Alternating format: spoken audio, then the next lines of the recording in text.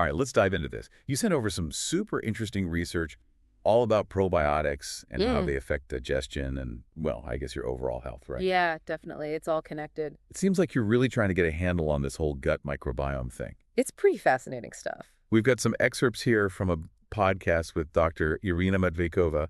She's a gut health expert, and a couple articles, too. Oh, cool. The goal here is to help you kind of sift through it all, Yeah. get to the most important takeaways. Well, and what's so interesting about the gut microbiome is it's like this massive community, right? Trillions of microorganisms, and they're all just living inside of us. It's wild. I know. And they can really impact a lot of things. Yeah. How we digest food, of course, but our immunity, even our mental well-being. It's crazy to think that these tiny little organisms, we can't even see them. They have so much influence. Right. It's mind-blowing. Totally. One of the most amazing things I think that scientists have really started to understand is this connection between the gut, the brain, and the microbiome. Yeah. It's like, I think Dr. Matvikova called it the triangle vital. Right. It's like a constant three-way conversation going on inside of us. She actually compares it to having a second brain. Yes. Weighing about 2 kilos, just like our actual brain. Exactly. They're constantly communicating, Wow. influencing our mood, our behavior, and even like how likely we are to get certain diseases. It's wild. So it's not just in our heads. No, not at all. And what's really remarkable is that the microbiome can actually send signals directly to the brain. Whoa. Like it bypasses the gut's nervous system altogether. It's like a secret back channel or something. Right. No wonder it has such a powerful effect. Yeah, totally. And, Dr. Matvikova talks about how our microbiome actually starts developing before we're even born. Really? Yeah. So even in the amniotic fluid, there are metabolites from bacteria that are interacting with the fetus. Wow. So we're exposed to this microbial world from the very beginning. So it's like we're already building our internal ecosystem before we even take our first breath. Exactly. That's amazing. And then the way we're born, vaginally or via C-section, it plays a big role in shaping that initial microbiome. Oh, right. Yeah. So a vaginal birth exposes the baby to a bunch of different bacteria from the mother's birth canal. Makes sense. And then on top of that, breastfeeding adds another layer. Right. Because breast milk actually contains over 500 types of bacteria. Whoa, that's incredible. I know, right? It seems like nature really designed this intricate system. To get us started on the right foot. Exactly. Right. And the first 3 years of life are super important for microbiome development. Okay. Because they influence so many aspects of our health, from immunity to, our risk of developing certain diseases later in life. So it's a crucial time. Dr. Matvikova calls it a golden window. Oh, wow. For microbiome development. Yeah, that makes sense. Those early years are so important. Yeah. But, it's reassuring to know that we can still kind of influence our microbiome throughout our lives. Absolutely. It's not static. Right. We can positively shape it, even as adults. Oh, that's good news. It is. Because let's be honest, our modern lifestyles are not really known for promoting gut health. Unfortunately, no. Right. Things like stress, poor sleep, and a diet that's, full of processed foods, they can really mess with the balance. It's like our gut is constantly under attack. In a way, it is. From the modern world. Yeah, and while eating a healthy diet is, it is important for the microbiome, it can be hard to get all the beneficial bacteria we need just from food alone. Right. Especially with, the sheer variety that we actually need. Yeah, so that's where this idea of taking probiotics comes in, right? Exactly. They can be a really helpful tool to support and diversify the gut microbiome. I think a lot of people can relate to feeling overwhelmed. Oh, yeah. When they see all those probiotics at the store. Yeah. There are so many different strains and billions of CFUs. How do we even know where to begin? It's definitely confusing. Right. So when you see CFUs on the label, that stands for colony-forming units. Okay. It's basically the number of live bacteria in each dose. Got it. But it's not just about picking the bottle with the highest number, Right. Dr. Matvikova really recommends looking for probiotics that list the specific strain names and numbers. So it's about quality, not just quantity. Yes. And ideally, there should be research that actually backs up their effectiveness. So it's about looking for that research. Exactly. Not just going for the biggest numbers. Right. And it's also about finding the right strains for you, Okay. for your own individual needs. Right. Dr. Matvikova actually suggests that probiotics with, Fewer strains but higher concentrations can be more Oh, effective interesting. than those with a ton of strains but lower concentrations. So it's a more targeted approach. That's a great way to put it. Yeah. And she also talks about this common misconception. People are afraid of having too many good bacteria, Oh, yeah. but our gut actually has a limited capacity. Okay. And any excess beneficial bacteria, they're just naturally eliminated by our body. Oh, so our body can handle it. Yeah, so we don't need to worry about overdoing it. That's good to know. What about when to take probiotics? Should it be on an empty stomach or before bed or what? There's actually some debate about that, about the optimal timing. Okay. But most probiotic formulas these days are designed to survive the acidic environment of the stomach. So it doesn't matter as much. yeah, the exact timing is less critical. Okay. So it seems like finding a consistent time that works for you Right. is more important than, stressing over the perfect moment. That makes sense. And as for dosage, Dr. Matveyeva recommends at least 10 billion CFUs per day, Okay. taken for at least 10 days out of each month, kind of for general maintenance. But of course, everybody's needs can be different, so it's always good to, talk to a healthcare professional for personalized advice. That's good advice. Yeah. Now, Dr. Matveyeva also talks about something called dysbiosis, Right. which is an imbalance in the gut microbiome, right? Yes, and everyone experiences some degree of dysbiosis, but it's really only a concern when it leads to health issues. So it's like our gut bacteria are out of whack. Exactly. Yeah. And that's where personalized approaches, ideally based on a microbiome analysis, can be really helpful Okay. in addressing the specific imbalances because, what works for one person might not work for another. It's so individual. It is. Yeah. It makes sense that we need to find the right solutions for our own, individual gut ecosystem. Right. It's about finding what works for you. Yeah.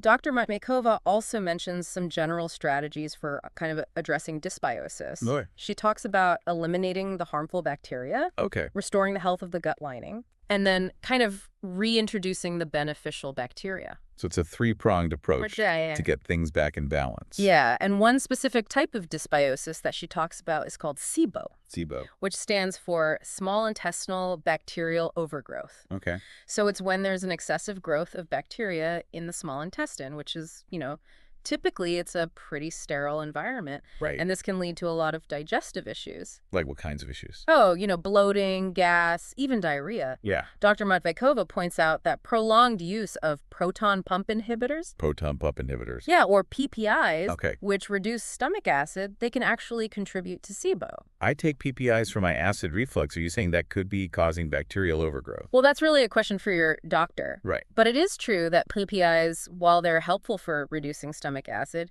can also, kind of create an environment where bacteria can flourish in the small intestine. Interesting. Yeah. So it's kind of a trade-off. In a way. Right. And Dr. Matveyeva also mentions that chronic constipation can play a role Okay. because it slows down the movement of food. Right. And that can potentially create an ideal breeding ground for bacteria. So it's all about things moving along, huh? Yeah, keeping things moving. Yeah. It's about understanding the factors that contribute to, an overgrowth of bacteria Yeah. in the small intestine. Now, when you hear about SIBO, you might think probiotics are the last thing you want to take, right? But Dr. Matveyeva explains that the goal is to crowd out the harmful bacteria with beneficial ones. Exactly. It might seem counterintuitive, It does. but the idea is to introduce beneficial bacteria that can outcompete the harmful ones Okay. and help restore balance. So it's like a battle for territory. Yeah, you could think of it that way. In the gut. Right. So how do you even know if you have SIBO? Well, Dr. Matveyeva mentions breath tests Statistics. as a diagnostic method. Yeah. Okay. So these tests measure hydrogen and methane levels. Which can be an indication of bacterial overgrowth. In the small intestine. Yes. Okay. So it's not something you can really self-diagnose. So testing is necessary Right. to get a definitive answer. Yes. Okay. So let's shift gears a bit and talk about antibiotics. Okay. While they're essential for fighting infections, they can also have a major impact on our microbiome, right? Absolutely. They're a double-edged sword. Yeah. They kill the harmful bacteria, but they wipe out the beneficial ones too. It's like collateral damage You could say that. in our gut. Yeah. And Dr. Matveyeva really emphasizes taking probiotics during and after antibiotic use Okay. to replenish those good bacteria. To help it recover. Exactly. Yeah. And she specifically recommends the Saccharomyces boulardii strain. That's a mouthful. I know, right? But it's known for being able to resist antibiotics. Wow. And it can help prevent what's called antibiotic-associated diarrhea. So it's like a super strain You could think of it that way. that can withstand the antibiotic storm. Yeah, that's great. And she also suggests a longer-term probiotic regimen after a course of antibiotics Okay. for at least 2 months, Why, really? especially if it was a prolonged course, to really help the gut fully recover. It makes sense that it takes time to rebuild It does. all that diversity. Right. Yeah, that's fascinating. And speaking of supporting a diverse and thriving microbiome, Yeah, Dr. Matvikova, really highlights the importance of diet. of course. And in particular, she recommends the Mediterranean diet. The Mediterranean diet, it always seems to be at the top of the list. And for good reason. The emphasis on a variety of foods, Yeah. lots of fiber-rich fruits and vegetables, whole grains. It really supports a diverse gut microbiome. It's like a feast for the gut. Exactly. Yeah. And on the flip side, she cautions against restrictive diets, especially if they're followed long-term, Okay. because they can actually limit microbial diversity. Makes sense. And she specifically mentions the ketogenic diet. The keto diet has become pretty popular. It has. So why is she cautious about it? Well, while it can be helpful for some people in the short term, Okay. prolonged adherence to a ketogenic diet, which is very high in fat and low in carbs, Right. it can lead to an increase in a type of bacteria called proteolytic bacteria. Proteolytic bacteria, what are those? They're a natural part of the gut microbiome, but they thrive on protein. Okay. So when we consume lots of protein and very few carbohydrates, it creates an environment where these bacteria can kind of become dominant. Okay. And while we need some proteolytic bacteria, Yeah. an overgrowth can be problematic. So balance is key. Always. It's not just about what we eat, but also like how much of it. Exactly. Finding that balance is so important. Yeah, it's about nourishing our gut Yes. with a wide range of nutrients. And that's a great place to pause for now. Okay. We've covered a lot of ground already. We have, but there's more to come, right? Absolutely. Stay tuned, everyone. We'll be back with more insights in part 2. Welcome back. It's really amazing how much we're learning about the microbiome these days. It really is. It's like a whole new frontier, Totally. One thing that stood out to me is how personalized gut health really is. Oh, absolutely. You mentioned how what works for one person might not work for another. Exactly. It's not one size fits all. Right. That's why analyzing the microbiome is becoming so popular. It's like getting a fingerprint, of your unique gut bacteria. That's a great way to put it. Yeah. And then that information can help guide people to, make better choices about diet and supplements. Exactly. Speaking of supplements, I'm curious to hear more about Dr. Medvikova's perspective on, the different types of probiotics. Well, she really emphasizes choosing probiotics with those specific strain names and numbers. Right. Ideally, there should be research backing them up, Right. So it's not just grabbing any random bottle off the shelf. No, not at all. Okay, so you really have to do your homework. Yeah, it's about being targeted and intentional. Okay, now we've talked about how Dr. Medvekova is a big proponent of the Mediterranean diet for gut health. Yes. But I'm curious about other approaches, like the ketogenic diet we discussed earlier. Yeah, that's a good question. Yeah. Well, she tends to advise against restrictive diets, especially long-term. Okay. Because limiting food choices can actually shrink the diversity of our microbiome. Makes sense. And we touched on the keto diet earlier, and her concern is that, it could lead to an increase in proteolytic bacteria. Right. We talk about proteolytic bacteria, but can you remind me, why too many of those can be a problem? Sure. So think of proteolytic bacteria as the protein shredders in your gut. They break down protein, which is, essential for digestion. Right. But like many things in the body, balance is key.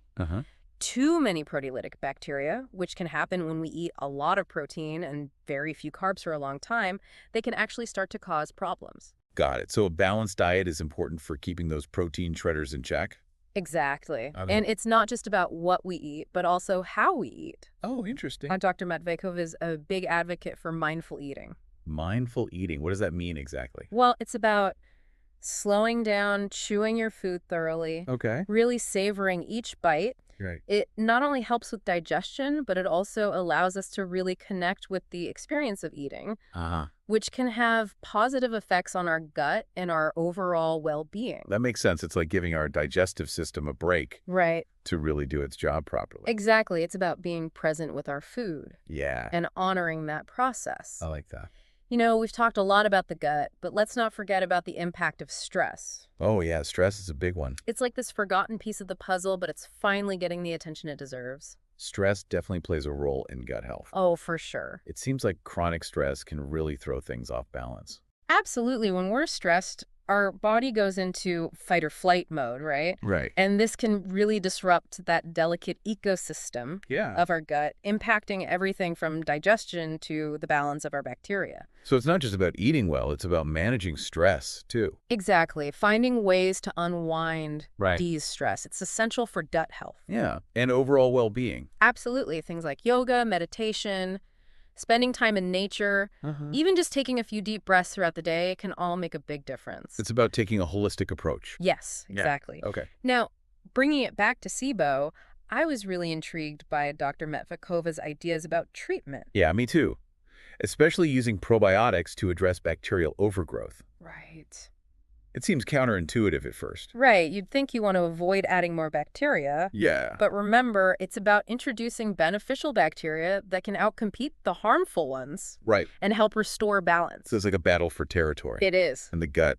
Yes, and she stresses the importance of addressing the root causes of SIBO, not just the symptoms. Okay. So that might involve lifestyle changes, dietary modifications, even medication in some cases. So it's a multifaceted approach. It is. Okay. Now, when it comes to specific probiotics for SIBO, Dr. Metvakova brought up Saccharomyces boulardii. Oh, yeah, the one she recommended for antibiotic use. Yes.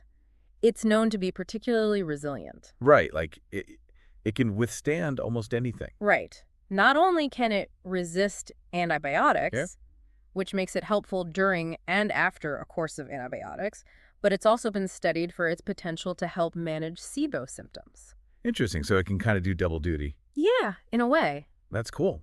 I know we spent a lot of time talking about probiotics, but I also wanted to touch on the gut-brain connection. Yeah, that's a big one. It's fascinating how intertwined they are. It really is one of the most exciting areas of research. Oh, totally. It's changing the way we think about everything, digestion to mental well-being. Exactly. And Dr. Metvakova, she even refers to the gut as our second brain. Right. And it's amazing to think that the majority of our neurotransmitters, which are the chemical messengers in our brain, are actually produced in the gut.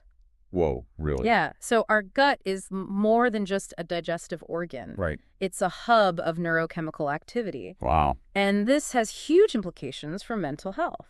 It makes you wonder how much of our mental well-being is tied to the health of our gut. Right. It's a big question that researchers are actively exploring. Yeah. And there's growing evidence suggesting a strong link between gut health and conditions like anxiety and depression. That's fascinating. It is. There's even a term for probiotics that have been specifically studied for their benefits on mental health. They're called psychobiotics. Psychobiotics. Yeah, they're like probiotics, but with a focus on mental well-being. Okay. It's a relatively new area of research, but it holds a lot of promise. Yeah, I can see that. For helping people who are struggling with mood disorders and other mental health challenges. It's exciting to think about the potential of these psychobiotics. Yeah, it really highlights that connection between the gut and the brain. Totally. Now, I know we've been focusing on the microbiome and probiotics. Right.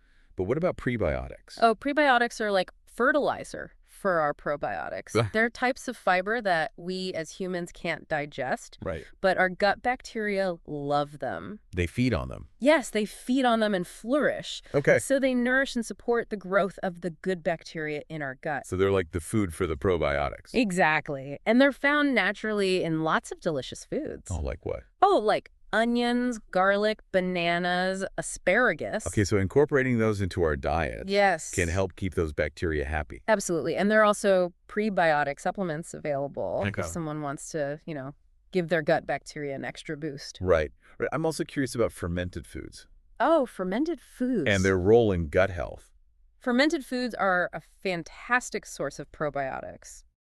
They've been a part of traditional diets all over the world for centuries. Right, like yogurt, sauerkraut, kimchi, all that. Those are great examples. Yeah. They undergo a process of fermentation where beneficial bacteria break down sugars and starches, creating lactic acid and other compounds that not only enhance the flavor and the shelf life, but also introduce those good bacteria into our gut.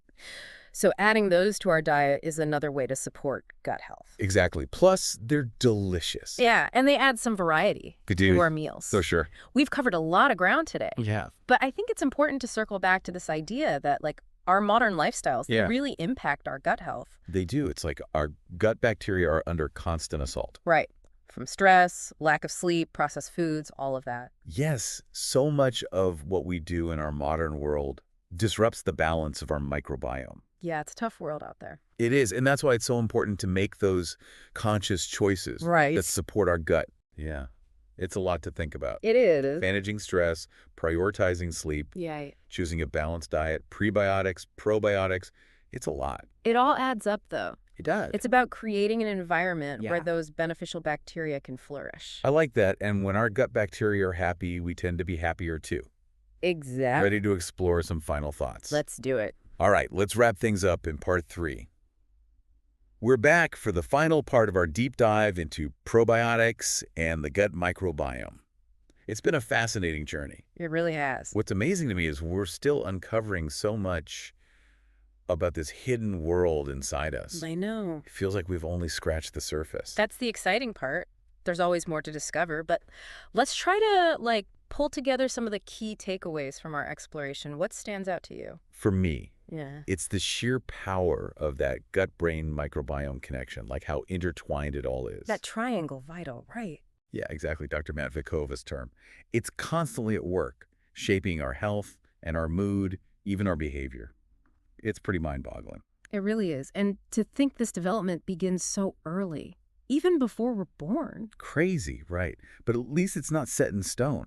We can, shape and mold our gut bacteria throughout life. Absolutely. Through our choices. Yes. And probiotics can be a valuable tool in that process. We learned it's not just about grabbing any bottle off the shelf. Right. You have to find the right strains for your needs. Exactly. Specific strains, clinically researched, not just, billions of random bacteria. And then, of course, diet plays a huge role. Yeah. The Mediterranean diet seems to be a winner for gut health. It does check a lot of boxes. All that variety, the fiber. Plant-based foods. Yeah. Creates a real feast for our gut bacteria. It's like giving our gut a taste of the Mediterranean sunshine. I love that. And something else that really stood out to me is that gut health is deeply personal. Oh, for sure. There's no one-size-fits-all. That's why it's so important to listen to our bodies. And to work with a healthcare professional. Find what works best for us, Well said. It's about paying attention to our unique gut ecosystem. Making informed choices. So before we wrap up, is there a final thought-provoking question you want to leave our listener with, something to, ponder as they continue on their gut health journey? I think so.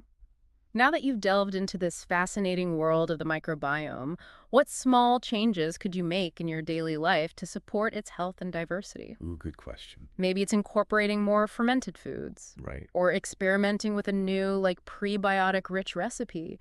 Or maybe it's just taking a few moments each day to de-stress, nurture that gut-brain connection. Those are great questions. This deep dive has given me a lot to think about, and I hope it's inspired you too. Until next time, keep exploring, keep learning, and keep that gut happy.